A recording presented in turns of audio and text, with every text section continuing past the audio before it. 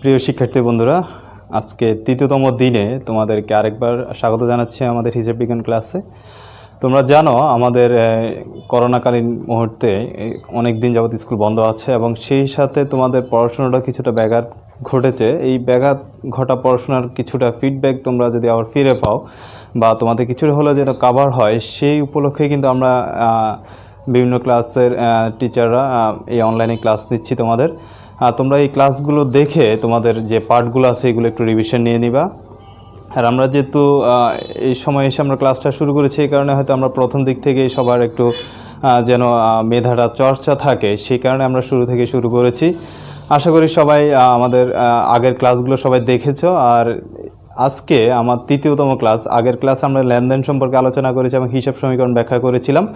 ঠিক আজকে তারই ধারাবাহিকতায় আমরা আজকে হিসাব সমীকরণের বিবরণী চক এটা নিয়ে আলোচনা করব, যে আমরা কিভাবে বিভিন্ন লেনদেনগুলোকে হিসাব সমীকরণের বিবরণী চকে হিসাবভুক্ত করব।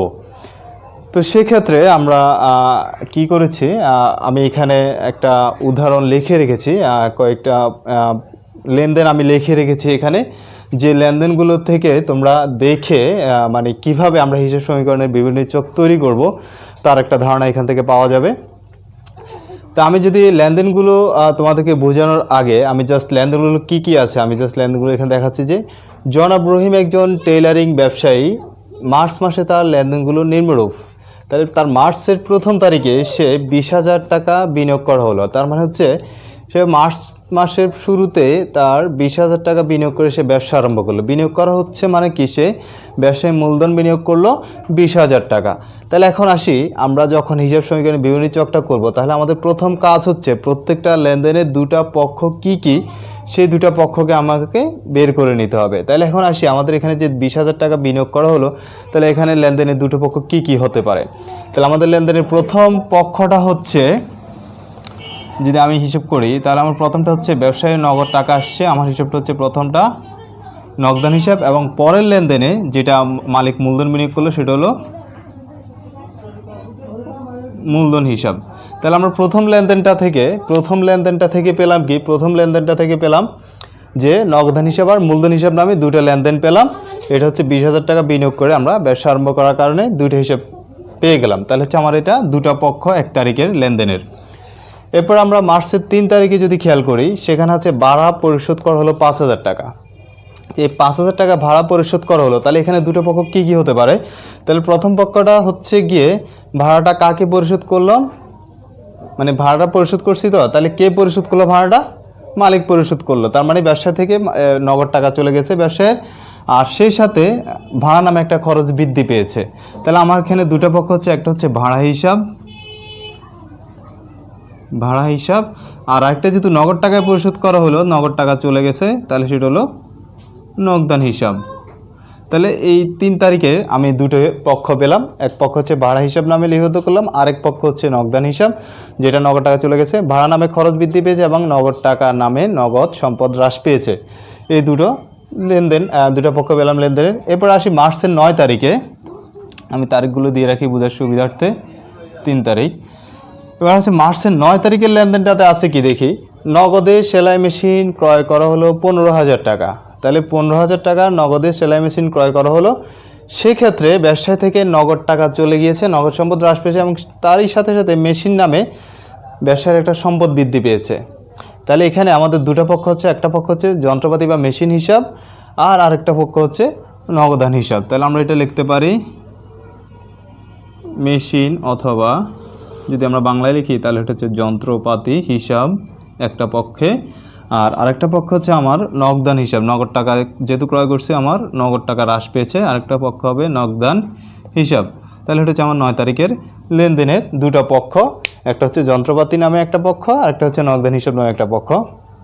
এরপরে আসি আমার পরবর্তী লেনদেনটা আছে 14 তারিখ, কাপড় সেলাই বাবদ মজুরি আদায় 2,000 টাকা। মানে সে যেহেতু একজন টেইলারিং ব্যবসায়ী, অতএব তার এটা হচ্ছে আয়ের একটা উৎস। সে কাপড় সেলাই করেছে এবং সেলাই করে সে মজুরি আদায় করেছে 2,000 টাকা। তার হচ্ছে মজুরি আদায়, তার হচ্ছে এটা আয়। তাহলে আমরা আয়টাকে সবসময় আমরা আয় হলে কি হয়, আয়টা হলে মালিকানা সত্ত্ব বৃদ্ধি পায়, আর মালিকানা সত্ত্ব বৃদ্ধি পেলে সেটা কোথায় মালিকের সাথে যোগ হবে। তাহলে এখানে আমার একদিকে মালিকানা সত্ত্ব বৃদ্ধি পেয়েছে আর সেই সাথে সাথে আমার ব্যবসায়ের আয়ও বৃদ্ধি পেয়েছে, মানে নগদ টাকা এসেছে। তাহলে আমার নগদ টাকা যেহেতু এসেছে, তাহলে আমার একটা পক্ষ হচ্ছে নগদান হিসাব, আর আরেকটা পক্ষ হচ্ছে যেহেতু মালিকানা সত্ত্ব বৃদ্ধি পেয়েছে কি নামে, মজুরি আদায় নামে। তাহলে এটা হচ্ছে মজুরি আয় হিসাব। তো আমরা মজুরির আয় লিখতে পারি মজুরি আয় হিসাব। এই তাহলে আমার এখানে এটা হচ্ছে 14 তারিখের লেনদেন। তাহলে আমি এই 1 তারিখে, 3 তারিখের, 9 তারিখ, 14 তারিখের এই লেনদেনগুলো থেকে আমরা এই হিসাব দুইটা পক্ষ করে পেলাম।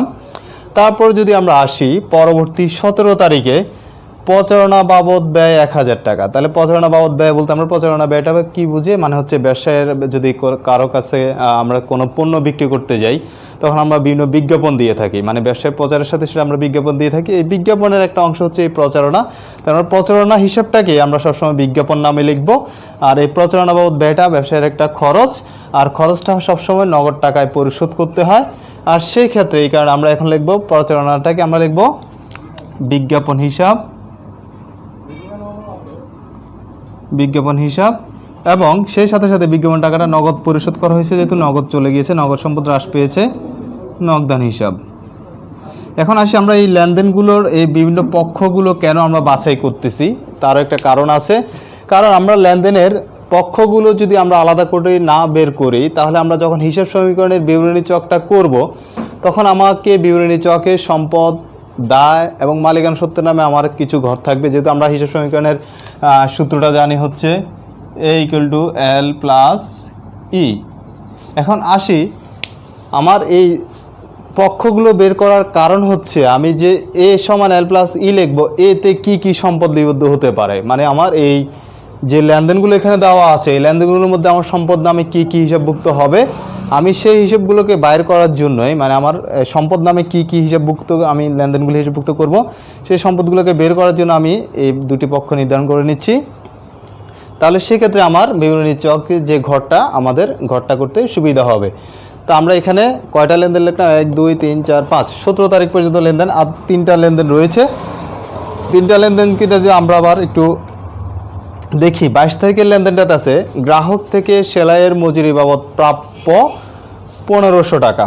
তাহলে প্রাপ্য বলতে কি বোঝায়, প্রাপ্য মানে হচ্ছে আমি একটা সে যেহেতু সেলাইয়ের মজুরি সেলাই কাজ করে, সে হয় সেটা বাকিতে সেলাই করে দিয়েছে, সেই কারণে সে হিসাবটা হচ্ছে প্রাপ্য হিসাব। মানে হচ্ছে আমরা যেটাকে ব্যবসায়িক হিসেবে দেনাদার নামে আমরা হিসাবভুক্ত করি, দেনাদার বা প্রাপ্য হিসাব নামে আমরা লিপিবদ্ধ করব। তাহলে প্রাপ্যটা হচ্ছে বাকিতে সেবা প্রদান করেছে সে, মানে হচ্ছে সে মজুরিটা বাকিতে গ্রাহকের যে সেলাইটা করেছে সেটা বাকিতে দিয়েছে, বাকিতে সেলাই করার কারণে তার হিসাবটা এখন প্রাপ্য হিসাব আছে। আর প্রাপ্য হিসাব মানে হচ্ছে আমাদের ব্যবসায়ীর জন্য হচ্ছে দেনাদার হিসাব। তার মানে একদিকে তার আয় হয়েছে, তবে আয়টা তার নগদ হয় নাই, তার এটা বাকিতে আয় হয়েছে, সে কারণে সেটা দুটি পক্ষ হবে, প্রাপ্য হিসাব বা দেনাদার হিসাব, আর আরেকটা হচ্ছে কি মজুরি আয় হিসাব। ঠিক আছে, একদিকে আমার ব্যবসায়ের মালিকানা সত্ত্ব বৃদ্ধি পেল আয়ের কারণে, আর আরেক দিকে আমার ব্যবসায় কি বাড়লো, দেনাদার নামে একটা সম্পদ বাড়লো। তাহলে আমার দুইটা পক্ষ হচ্ছে, একটা পক্ষ হচ্ছে আমি এখান দিয়ে লিখছি 22 তারিখের লেনদেনটা, একটা পক্ষ হচ্ছে গিয়ে দেনাদার বা প্রাপ্য হিসাব, দেনাদার বা প্রাপ্য হিসাব, আর আরেকটা পক্ষ হচ্ছে মজুরি আয়, অথবা আমরা শুধু আয় হিসাবও লিখতে পারি, মজুরি আয় হিসাব। তাহলে আমার 22 তারিখে দুটো পক্ষ হচ্ছে দেনাদার বা প্রাপ্য হিসাব, আর একটা পক্ষ হচ্ছে মজুরি বা আয় হিসাব। এরপর আসি 25 তারিখে সেলাই মেশিন মেরামত করা হলো। তাহলে সেলাই মেশিনের মেরামত খরচটা এটা কিন্তু একটা খরচ, তাহলে খরচ যেহেতু এটা সবসময় নগদ টাকায় চলে যায়, তাহলে আমরা এটাকে যেহেতু খরচের নাম লেখা আছে আমরা এটাকে খরচ হিসাবে লিপিবদ্ধ করব। তাহলে এটাকে আমরা লিখব এখন মেরামত খরচ। প্রথম পক্ষ হচ্ছে মেরামত, একটা পক্ষ মেরামত খরচ, আর আরেকটা পক্ষ হচ্ছে যেহেতু মেরামত খরচ নগদ প্রদান করেছি, নগদ টাকা চলে গিয়েছে, নগদান হিসাব, মেরামত খরচ হিসাব আর নগদান হিসাব। তাহলে এখন আসি এখানে একটা তো হচ্ছে মালিকানা সত্ত্ব হ্রাস পেয়েছে মেরামত খরচ হওয়ার কারণে, যেহেতু ইতে জানি ই এর আমরা যদি ব্যাখ্যাটাকে যদি দিয়ে দিই ই সমান সি প্লাস আর মাইনাস ই মাইনাস ডি। তার মানে আমরা গত ক্লাসে এটা নিয়ে আলোচনা করেছিলাম যে ক্যাপিটাল রেভিনিউ এক্সপেন্স ড্রয়িংস, রেভিনিউটা মালিকানা সত্ত্বের ক্যাপিটালের সাথে যোগ হবে, তার সাথে যার খরচটা যেটা সেটা মালিকানা সত্ত্ব থেকে বাদ যাবে এবং তার উত্তোলনটাও মালিকানা সত্ত্ব থেকে বাদ যাবে। তাহলে এখন আসি এইগুলো হচ্ছে আমার মালিকানা সত্ত্বের হিসাব। তাহলে যেহেতু খরচটা ব্যবসায়ের খরচ, আর ব্যবসায়ের খরচটা হচ্ছে যেহেতু মালিক ব্যবসাটা চালায়, সেই ক্ষেত্রে এই খরচটা দাম মালিকের থেকে কমবে, আর সেখানে এইটাতে মালিকানা সত্ত্ব হ্রাস পাবে। আর একই সাথে সাথে ব্যবসায়ের নগদ টাকা যেহেতু যাচ্ছে, সেক্ষেত্রে ব্যবসায়ের মানে সম্পদ নগদান হিসাব নামে সম্পদ হ্রাস পাবে। এ হচ্ছে দুইটা পক্ষ। এরপরে যদি আসি আমরা 25 তারিখের একটা লেনদেনে, 30 তারিখের শেষ লেনদেনটা আছে 22 তারিখের বিলের অর্থ আদায় 1200 টাকা। তাহলে 22 তারিখ বলতে আমরা কি বোঝাচ্ছে, যে 22 তারিখ যে আগের লেনদেনটা ছিল, এই একটা লেনদেন আগে 22 তারিখে গ্রাহক হতে সেলাইয়ের মজুরি বাবদ প্রাপ্য 1500 টাকা, মানে বাকিতে যে সেলাই করে দিয়েছিল 1500 টাকা, তার মধ্যে 30 তারিখে এসে 1200 টাকা আদায় হয়েছে। তার মানে হচ্ছে 1200 টাকা ব্যবসায় নগদ এসেছে, এবং সেই সাথে সাথে আমাদের বাকিতে যে তার নামে আমরা যে যার কাছে বাকিতে কাজটা করে দিয়েছিলাম তার নামে যে একটা প্রাপ্য হিসাব বা দেনাদ হিসাব লিখেছিলাম সেটা হ্রাস পেয়েছে। তাহলে একদিকে আমার নগদ সম্পদ বৃদ্ধি পেয়েছে, আর আরেকটা দিকে আমার প্রাপ্য বা দেনাদার নামে হিসাব হ্রাস পেয়েছে। তাহলে আমি এখন দুইটা পক্ষের হিসাব কি লিখবো, এখন 30 তারিখের যদি লেনদেনটাতে আমরা লিখি, একটা হবে যেহেতু আদায় হয়েছে তাহলে নগদ টাকা আসছে নগদান হিসাব, আর আরেকটা হচ্ছে গিয়ে যখন আমরা লিখবো প্রাপ্য বিলে অর্থ আদায় হয়েছে, তাহলে এখানে দেনাদার হ্রাস পেয়েছে, তাহলে আমরা লিখবো দেনাদার অথবা প্রাপ্য হিসাব। তাহলে এটা হচ্ছে নগদ নামে সম্পদ বৃদ্ধি পেয়েছে এবং দেনাদার বা প্রাপ্য হিসাব নামে সম্পদ হ্রাস পেয়েছে। এখন আসি যে আমরা এখানে অনেকগুলো হিসাবের পক্ষ পেলাম। এখন আমরা এটা কেন লিখলাম, লেনদেনগুলো থেকে দুইটা পক্ষ আলাদা করে নিছি, কারণ আমাদের হিসাব সমীকরণের বিবরণী চকে ঘর করতে হবে যে আমরা সম্পদের কয়টা ঘর করব, দায় বা মালিকানা সত্ত্বে কয়টা ঘর হবে সেটা জানার সুবিধার্থে আমরা এই লেনদেনগুলো ভাগ করে নিলাম। এখন আসি, আমাকে ফার্স্ট টাইম যেহেতু সম্পদের শুধু একটা হিসাব লেখা আছে asset A equal to L plus ইতে এ শুধু সম্পদ দেওয়া আছে, এখন আসছি সম্পদ কয়টা সম্পদ আছে আমাদেরকে আগে এই লেনদেনগুলো থেকে আমাদের সম্পদ হিসাবগুলো বের করে নিতে হবে। তাহলে আমরা যদি সম্পদ নাম হিসাব যুক্ত করি, নগদান হিসাবে একটা সম্পদ আছে, তাহলে নগদান এখানে একবার আছে, যেহেতু আমরা একটা হিসাব করে ফেলছি এটা ধরা যাবে না। এরপর যন্ত্রপাতি একটা হিসাব আছে দুইটা, এরপরে বিজ্ঞাপন খরচ, আমার নগদানটা যেহেতু একবার যে কোনো হিসাব একবার আমরা হিসাব করে ফেলছি যেহেতু, তাহলে আমরা পেলাম সম্পদ পেলাম নগদ যন্ত্রপাতি, আর সেই সাথে আমাদের দেনাদার নামে আরেকটা হিসাব আছে, এটাও আমাদের সম্পদ। তার মানে হচ্ছে আমরা টোটাল সম্পদের হিসাব পেলাম নগদান হিসাব, যন্ত্রপাতি বা মেশিন হিসাব, আরেকটা হচ্ছে দেনাদার বা প্রাপ্য হিসাব। তার মানে হচ্ছে তিনটে হিসাব আমরা পেয়ে গেলাম এখানে সম্পদ নামে।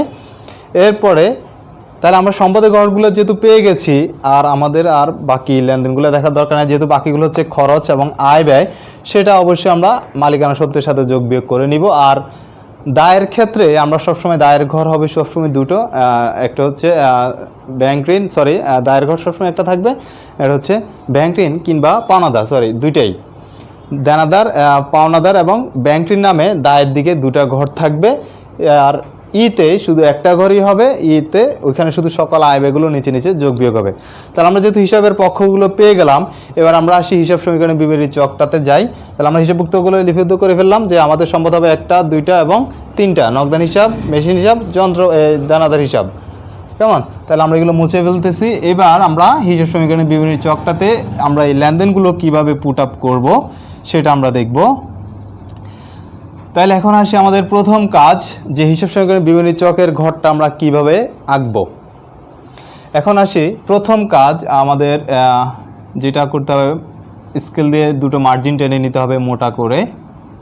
প্রথম কাজ হচ্ছে এটা আমাদের খাতা আমরা যেভাবে ধরি, তোমাদের যেটা সুবিধার্থে তোমরা খাতাকে লম্বা করেও আঁকতে পারো, কিংবা খাতাকে যদি তোমরা ল্যান্ডস্কেপ মোড করো, ল্যান্ডস্কেপ মোডেও তোমরা খাতাটাকে সরিয়ে ঘরটা করতে পারো। তাহলে আমাদের প্রথম কাজ, আমরা উপরে দুটা বড় করে মোটা করে, যেখানে মানে মাঝখানে যেমন আরেকটা ঘর করা যায় ওরকম রেখে আমি দুটো দাগ টানলাম।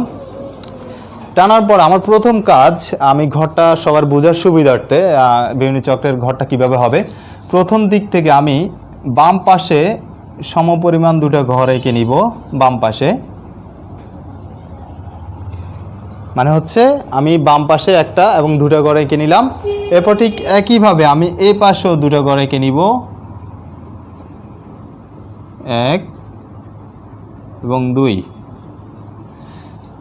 তাহলে দেখা যাচ্ছে আমি প্রথমে দুটো লম্বা করে আড়াআড়ি দাগ দিলাম, দেওয়ার পরে এই পাশে দুটো ঘর এবং এই পাশে দুটো ঘর আমি করে নিলাম। তার মানে হচ্ছে আমার 4টা ঘর আঁকা হয়ে গেল, 1 2 3 4, 4টা ঘর আঁকা হয়ে গেছে। এরপরে আসি মাঝখানে যে খালি অংশটা আছে, যে আমার মাঝখানে যে খালি অংশটা আছে এইটাতে আমরা কিভাবে করব। এটা করার জন্য আমাকে অ্যাসেট এবং দায় এই দুইটা ঘরের আমরা একটা সামঞ্জস্য করব, যে আমার অ্যাসেটের ঘর বেশি লাগবে না দায়ের ঘর দিকে বেশি লাগবে। যেহেতু আমাদের অ্যাসেট 3টা, আমি একটু বোঝার সুবিধাটা আমি একটু বলে দিই। এটাতে প্রথমটা হচ্ছে তারিখ, এইটার ঘর হচ্ছে উদ্বৃত্ত, এই ঘর হচ্ছে মালিকানা সত্ত্ব,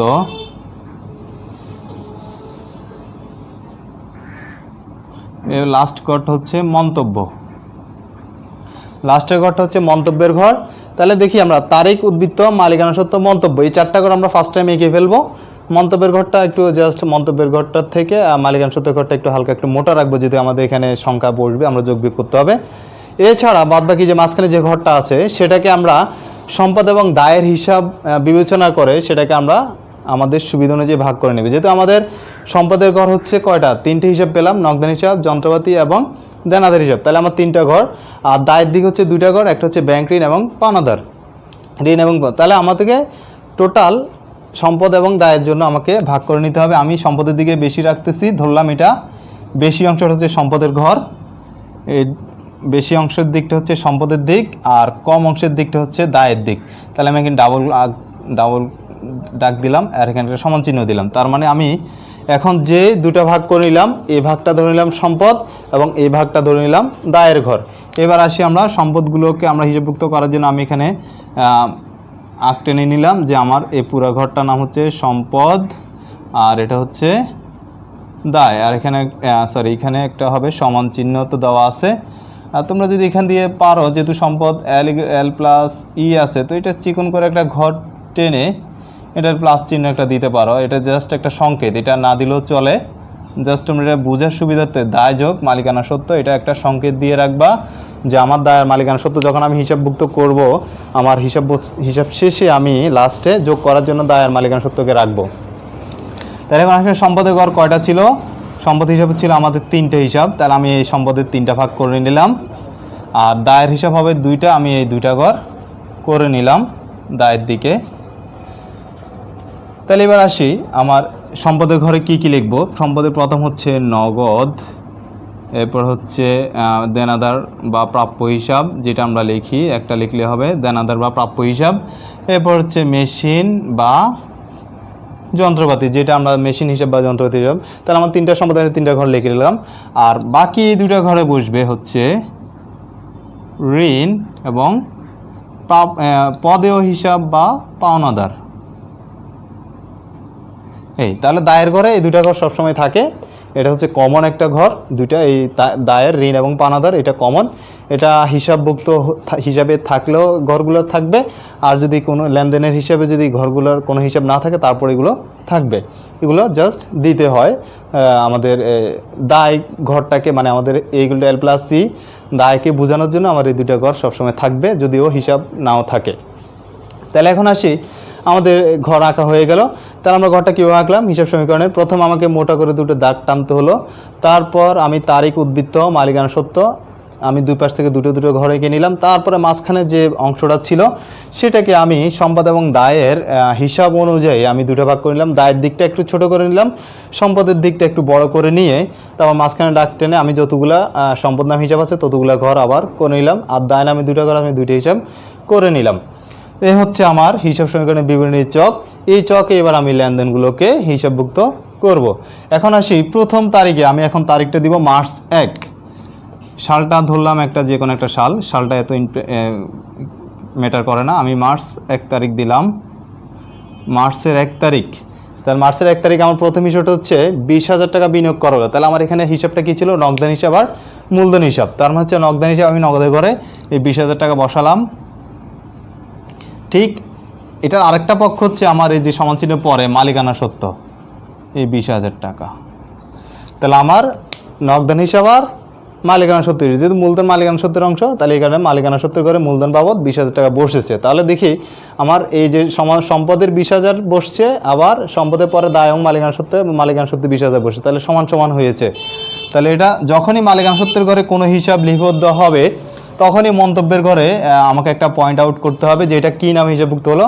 তাহলে এটা আমার হিসাবভুক্ত হলো কী নামে? মূলধন নামে। আমি এটা মূলধন বাবদ লিখে নিব। এটা হচ্ছে আমার মূলধন। মন্তব্যের ঘরে আমি লিখলাম। যখনই বলছি যে মালিকানা সত্ত্বের ঘরে কোনো হিসাব যোগ বিয়োগ হবে বা আসবে, কোনো হিসাব বসবে, তখনই সাথে সাথে কী নামে হিসাবটা আসলো সেটা মন্তব্যের ঘরে একটা পয়েন্ট আউট করে দিতে হবে। তাহলে আমার প্রথম লেনদেনটা শেষ। তাহলে প্রথম লেনদেনটা যখন শেষ হয়ে যাবে, তখন আমরা কি করব? একবারে শুরু থেকে শেষ পর্যন্ত আমরা দাগ টেনে দিব। দাগ টেনে আমরা এটা জাস্ট উদ্বৃত্তটা নামাই ফেলবো। উদ্বৃত্ত হচ্ছে 20,000, এখানেও 20,000। তার মানে হচ্ছে যে যে ঘরগুলোতে টাকার এন্ট্রি থাকবে উপরে ঘরে, আমি সেই এন্ট্রিগুলো আমি লাইনটা দাগ টেনে নিচে নামিয়ে ফেললাম। এরপর আমার প্রথম লেনদেনটা শেষ। প্রত্যেকটা লেনদেন টানার পরে আমি উদ্বৃত্তটা টেনে নিব। এরপরে আসি দ্বিতীয় লেনদেনে। দ্বিতীয় লেনদেন হচ্ছে আমার মার্চের 3 তারিখ। মার্চের 3 তারিখ এবার আসি। আমার যে লাইনটা উদ্বৃত্ত ছিল ঠিক তার পরের লাইন বরাবর আমি উদ্বৃত্তটা টেনে ভাড়া পরিশোধ করা হলো। তাহলে ভাড়া পরিশোধ করার সময় আমার খরচটা হিসাব কী ছিল? যে মালিকানা সত্ত্ব হ্রাস পেয়েছে, আরেকদিকে সম্পদ হ্রাস পেয়েছে। তার মানে হচ্ছে নগদান হিসাব এবং ভাড়া হিসাব। তাহলে ভাড়া হ্রাস পেয়েছে, ভাড়া বৃদ্ধি পেয়েছে, মালিকানা সত্ত্বের খরচ বৃদ্ধি পেয়েছে, আর সেই সাথে আমার 5,000 টাকা নগদ হিসেবে সম্পদ হ্রাস পেয়েছে। তার মানে আমার 5,000 টাকা নগদ থেকে মাইনাস হবে, -5,000। সেই সাথে যেহেতু ভাড়া বাবদ মালিকানা সত্ত্ব হ্রাস পেয়েছে, সেই ক্ষেত্রে আমি এখানে 5,000 টাকা মালিকানা সত্ত্ব থেকেও খরচ বাবদ 5,000 বাদ দিলাম। তাহলে এটা আমি লিখবো ব্যয়। হয়তো আমি ভাড়া খরচও লিখতে পারি, ব্যয় লিখতে পারি। যেহেতু মালিকানা সত্ত্বের ঘরে 5,000 টাকা ইনপুট হয়েছে, তো আমি প্রত্যেকটা ঘরে একবার একটা এন্ট্রি মানে একবারই লিখবো। লেখার পরে আমি যেহেতু এই তারিখের লেনদেন শেষ, আমি আবার সেটা দাগ টেনে ফেলবো। এবার বিয়োগ করে নামাবো, আর থাকবে 15,000 টাকা। এটা হচ্ছে উদ্বৃত্ত 15,000, এখানেও আর বাকি 15,000 থাকলো। এবার আসি আমাদের পরের লেনদেন 9 তারিখে, মার্চের 9 তারিখের লেনদেনটা। মার্চের 9 তারিখের লেনদেনে আছে নগদে সেলাই মেশিন ক্রয় 15,000 টাকা। তার মানে হচ্ছে 15,000 টাকা দিয়ে সম্পদ ক্রয় করা হলো। 15,000 টাকা সম্পদ ক্রয় করার কারণে আমার একদিকে সম্পদ বৃদ্ধি পেয়েছে, আরেকদিকে নগদান হিসাবে সম্পদ হ্রাস পেয়েছে। তার মানে হচ্ছে আমার সম্পদ থেকে 15,000 টাকা মাইনাস হবে, -15,000। ঠিক একইভাবে এই 15,000 টাকা আবার সম্পদ বৃদ্ধি পেয়েছে মেশিন যন্ত্রপাতি নামে। তাহলে এই 15,000 টাকা আবার এখানে চলে আসলো। তাহলে দেখি এই লেনদেনটা কিন্তু শুধু সম্পদে করে হচ্ছে। একদিকে সম্পদ মেশিন যন্ত্রপাতি নামে সম্পদ বৃদ্ধি পেয়েছে, আর আরেকদিকে নগদ নামে সম্পদ হ্রাস পেয়েছে। তার মানে এদিকে আসে নাই। তারপরেও সমতা বিধান রয়েছে। সমতা কিভাবে আছে? যে এদিকে মাইনাস হয়ে এদিকে প্লাস হয়েছে। তার মানে 15,000 ঠিকই আছে। তাহলে আমার এই লেনদেনটাও যখন ক্লোজ, তখন আমি আবার দাগ টেনে ফেলবো। এখানে আমার আর কিছু নাই, তাহলে আমার এখানে নীল। আর এই ঘরে কিছু না, এই ঘরে 15,000 টাকা ছিল, এটা নামাইলাম। এখানেও 15,000 আছে, আমি এখানে নামাইলাম। এখন আসি এই ঘরে আমরা মন্তব্য কেন লিখলাম না এখন? কারণ এখানে মন্তব্যের কোনো পয়েন্ট আউট করলাম না, কারণ মালিকানা সত্ত্বের ঘরে কোনো হিসাব বসেনি। তারপর আসি আমাদের মার্চের 14 তারিখ। মার্চের 14 তারিখের হিসাবে যদি আমরা আসি, 14 তারিখ হিসেবে দেখে আসি, কাপড় সেলাই বাবদ মজুরি আদায় হলো 2,000 টাকা। তাহলে কাপড় সেলাই বাবদ যখন মজুরি 2,000 টাকা পেলো, তার মানে হচ্ছে নগদ সম্পদ বৃদ্ধি পেয়েছে, নগদ তার 2,000 টাকা বেশি এসেছে। সেই সাথে এই কাপড়ের যে আয়টা হয়েছে সেটা কে পাবে? মালিকে পাবে। তাহলে মালিকানা সত্ত্ব তার সাথে সাথে বৃদ্ধি পেয়েছে। যেহেতু মালিকানা সত্ত্ব এবং নগদ দুইটাই বৃদ্ধি পেয়েছে, তাহলে নগদ করে 2,000 যোগ হবে, তার সাথে আয়টা হবে 2,000, মালিকানা সত্ত্বের 2,000 যোগ হলো। তাহলে আমরা এখানে ছোটো করে একটা মন্তব্য দিব যে আয়। তাহলে আমি আবার উদ্বৃত্ত টানবো আগের মতো। তাহলে এখানে আমার উদ্বৃত্ত নামাইলাম 2,000, এখানে 15,000 আগের ছিল, আর এখানে আগের 15 আর 2 17,000 আমি উদ্বৃত্ত টেনে ফেললাম। এরপর আসি পরের লেনদেন 17 তারিখ। ঠিক একইভাবে আমরা লেনদেনগুলো হিসাবভুক্ত করব। প্রচারণা বাবদ ব্যয় হলো 1,000 টাকা। যে দুইটা খরচ, মালিকানা সত্ত্ব হ্রাস পাবে, তার সাথে সাথে ব্যবসায়ী নগদ সম্পদ হ্রাস পাবে। তাহলে নগদ থেকে 1,000 মাইনাস, এবং তারই সাথে সাথে 1,000 মালিকানা সত্ত্ব থেকে মাইনাস। তাহলে আমি লিখবো ব্যয়। তাহলে আমি আবার উদ্বৃত্ত, মানে যতবার হিসাব একটা লেনদেন উদ্বৃত্ত টানার পর একটা লেনদেন বসাবো, তারপর আবার উদ্বৃত্ত টানবো। 2,000 থেকে 1,000 গেলে আরও থাকবে 1,000 উদ্বৃত্ত এখানে। এরপরে এখানে 15,000 আগে ছিল, নামিয়ে ফেললাম। এরপরে এখানে 17,000 থেকে 1,000 চলে গিয়েছে, আর থাকলো 16,000 টাকা। এরপর আসি আমাদের 22 তারিখের লেনদেন। 22 তারিখে কি আছে? 22 তারিখে হচ্ছে গ্রাহক হতে সেলাইয়ের মজুরি বাবদ প্রাপ্য 15,000 টাকা। তাহলে গ্রাহকের সেলাই বাবদ মজুরি 15,000 টাকা যেহেতু আছে, এই 15,000 টাকা সে বাকিতে দিয়েছে, তার মানে হচ্ছে তার দেনাদার বা প্রাপ্য হিসাব নামে সম্পদ বৃদ্ধি পেয়েছে এবং তার সাথে সাথে আবার একটা আয় হয়েছে, বাকিতে আয়। তো আমরা যেহেতু বাকিতে যদি আয় হয়, সেক্ষেত্রে আমার দেনাদার বাড়বে। আমি এই যে 22 তারিখ আমার দেনাদারের ঘর, এই যে আমি নিচের লাইন বরাবর 15,000 টাকা লিখলাম। এই 1500 টাকা দেনাদার বৃদ্ধি পেয়েছে, তার সাথে আমার যেহেতু এটা আয় হয়েছে, আয় হলে মালিকে পাবে, মালিকের ঘরে ঠিক একইভাবে 1500 টাকা যোগ হয়েছে, তাহলে এটা আমি আয় লিখলাম। এবার আমি আবার উদ্বৃত্তটা টেনে ফেলবো। আমার উদ্বৃত্ত টানার জন্য এখানে আছে আগের 1000 নগদে ঘরে, এখন দেনাদারের ঘরে 1500 আসলো, এটা আবার নামাই ফেললাম। এরপর আগের 15,000 আগে আছে সম্পদের মেশিনের ঘরে লিখলাম। এরপর এখানে এখন নতুন আবার যোগ হয়েছে, তাহলে হবে 16 একে 17,500 টাকা। এরপরে আসি 25 তারিখের লেনদেন। 25 তারিখের লেনদেনটা কী আছে? 25 তারিখের লেনদেন সেলাই মেশিন মেরামত 3,000। তার মানে মেরামতটা আমরা খরচ, এটা অবশ্যই বুঝতে পারছি। তাহলে খরচটা যেহেতু আমরা আগের যে খরচগুলো যেভাবে লিখেছি এইভাবে 3,000 টাকা নগদ থেকে মাইনাস, আর 3,000 টাকা মালিকানা সত্ত্ব থেকে মাইনাস হয়েছে, তাহলে এটা আমরা খরচ লিখবো বা ব্যয় লিখবো, যেটাই লিখি।